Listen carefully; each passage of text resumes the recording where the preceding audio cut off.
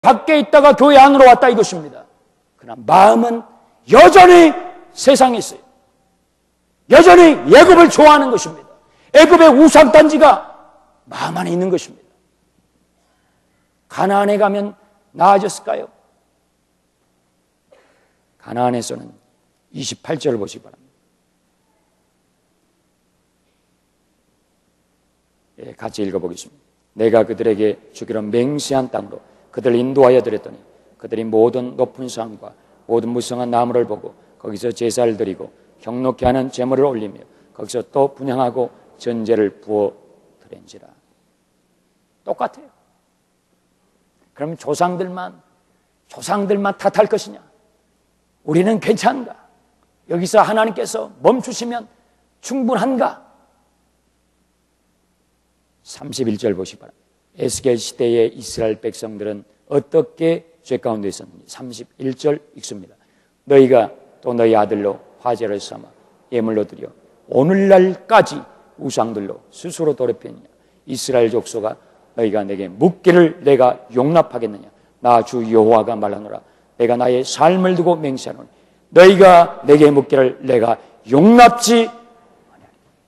오늘날까지, 거기다 밑줄 그으세요. 오늘날까지 똑같다는 거예요. 마음은 바뀌지 않았어요. 장소만 바뀐 것입니다. 교회 10년, 20년, 30년 다녔어요. 장소는 바뀌었어요. 애굽에서 광야로, 광야에서 가나안으로. 그러나 마음은 똑같아요. 여전히 우상을 섬기고 있어요. 여전히 세상 가운데 마음을 주고 있는 것입니다. 어찌하여 나보고 손을 멈추라느냐? 너희가 멈춰야 할 때다. 너희가 나의 말을 들어야 할 때다. 너희가 너희 자신을 살펴야 될 때다. 하나님께서 이렇게 말씀하시는 것입니다. 교회 다니는 분들 대상으로 설문조사를 했어요. 교회 다니는 분들 대상으로. 뭐라고 질문했냐면, 오늘 당장 당신이 죽는다면 천국에 갈 자신이 있습니까? 10명 중에서 9명쯤이 예스 했어요. 오늘 밤 내가 죽으면 내가 천국에 갈 것입니다. 하지만 여러분, 이것은 우리의 바람입니다. 성경은 결코 그렇게 말하지 않습니다. 에스겔서가 그렇게 말합니까? 창세기가 그렇게 말합니까? 마태복음이 그렇게 말합니까? 계시록이 그렇게 말합니까? 예수님은 천국문이 좁은 문이라고 했습니다. 예수님이 천국문이 좁은 문이라고 했습니다. 그 문은 너무 좁아서, 너무 인기가 없어서 찾는 이가 적더라. 세상으로 가는 문, 멸망으로 가는 문, 지옥으로 가는 문은 너무나 넓어서, 너무나 인기가 좋아서 찾는 이가 너무너무 많더라. 갈라디아서 5장에 이런 말씀이 있습니다. 육체의 일은 현저하니 음행과 더러운 것과 호색과 우상 숭배, 술수, 원수 맺는 것, 분쟁과 시기와 분냄과 당짓는 것과 불리함과 이단과 투기와 술 취함과 방탕함과 또 이와 같은 것들이라. 이러한 일들 행하는 자들은 하나님의 나라를 유업으로 얻을 수 없느니라. 천국에 들어올 수 없다는 거예요. 천국에 결코 들어올 수 없다는 것입니다. 성경의 결론은 요한계시록 21장은 천국과 지옥을 대비해서 말하는 챕터입니다. 성경의 끝부분입니다. 거기에 지옥에 가는 8뿌리의 사람이 있습니다.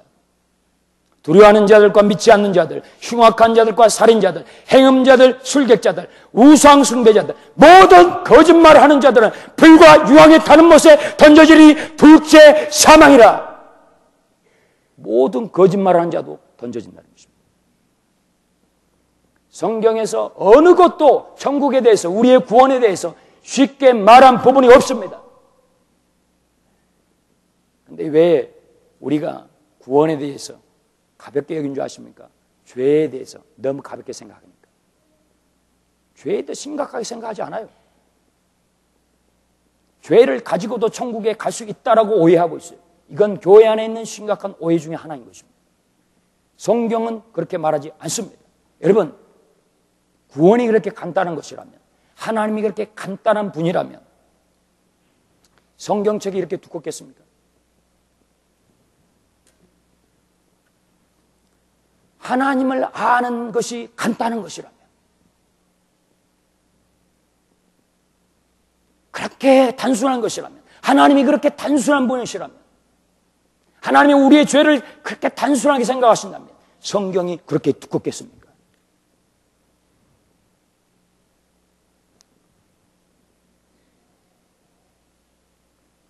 여러분, 내가 신자라면, 내가 거듭난 신자라면 당연히 가져야 할 관심사는, 주제는 거룩입니다. 거룩입니다. 내가 거듭난 신자라면 이제 새롭게 갖게 되는 새로운 내 관심사는 sanctification, 성결입니다. 거룩한 삶을 향한 추구입니다.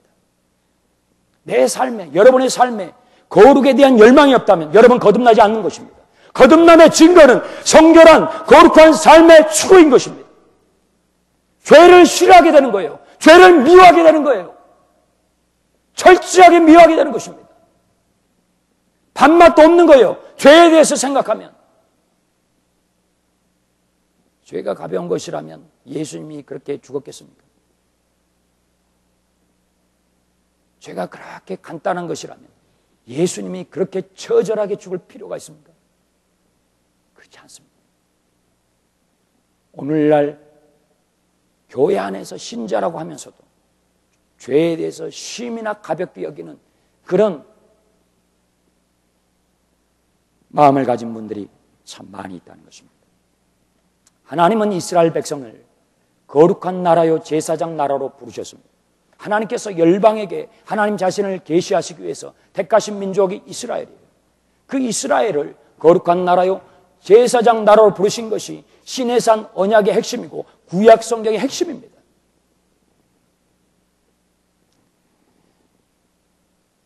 여러분 20장 12절 보시기 바랍니다. 이 12절은 20장에서 가장 핵심 구절입니다.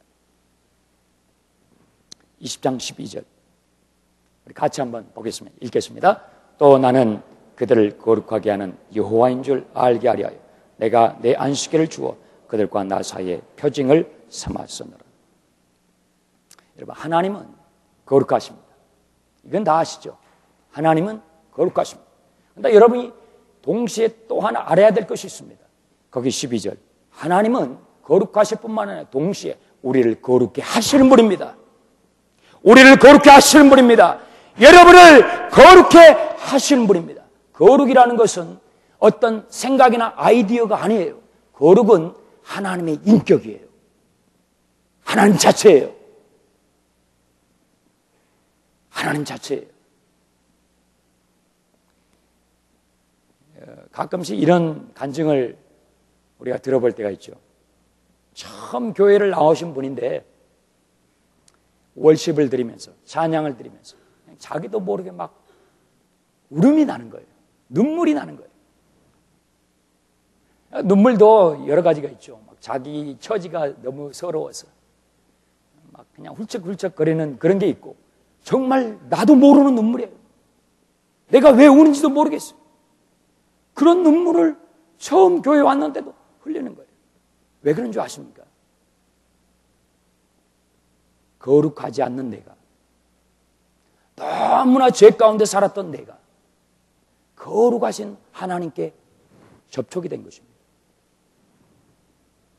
너무나 죄 가운데 살았던 내가, 너무나 세큘러하게 살았던 내가 너무나 세크리드한 하나님께 접촉이 되는 것입니다. 거룩하신 그분에게 접촉이 될 때 내 영혼에 균열이 생기는 거예요. 내 영혼에 울림이 생기는 거예요. 내 영혼이 떨리는 것입니다. 그래서 회개의 눈물이 나오는 것입니다. 회개의 눈물은 바로 그런 것입니다. 회개는 참기름 짜듯이 나오지도 않는데 막 짜고 해가지고 겨우 몇 방울 나오는 참기름 같은 게 아니에요. 목사님 나는 회개를 하고 싶은데 회개가 안 나와요. 어찌하면 좋겠사옵나이까. 여러분 죄를 중히 여기지 않기 때문에 거룩하신 하나님이 어떤 분이신지 모르기 때문에 회개가 안 되는 회개가 안 되는 거예요. 하나님께서 이스라엘 백성들에게 말씀하십니다.